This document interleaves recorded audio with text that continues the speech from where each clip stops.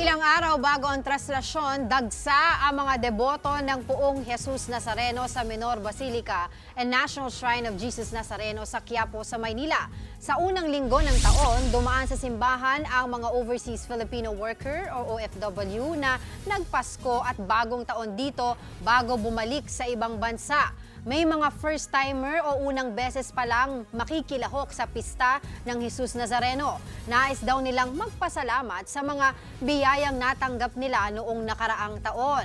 Samantala, patuloy ang mahigpit na seguridad ng Philippine National Police sa paligid ng simbahan para masiguro ang mapayapang pagtitipon. Paalala ng otoridad, huwag nang magdala ng mga matutulis na gamit at armas gaya ng kutsilyo at baril para iwas disgrasya at abala. Lahat po kayo, welcome dito sa pagpunta sa Quiapo para sumama sa procession. Pero maging maingat po tayo, huwag na po tayo magdala ng mga mahalagang gamit na hindi man kailangan. Huwag na magsuot ng mga alahas, huwag magdala ng sobrang pera. Yung mga bata, kung kaya naman huwag lang isama para hindi mahirapan. Mga kapatid, Dimples Romana po, kumpletuhin ang inyong umaga ng mga kwentong puno ng inspirasyon. Salubungin po ang bawat araw ng may ngiti at pag-asa. Kaya't mag-subscribe na po at mag-follow na sa aming social media pages ng News 5.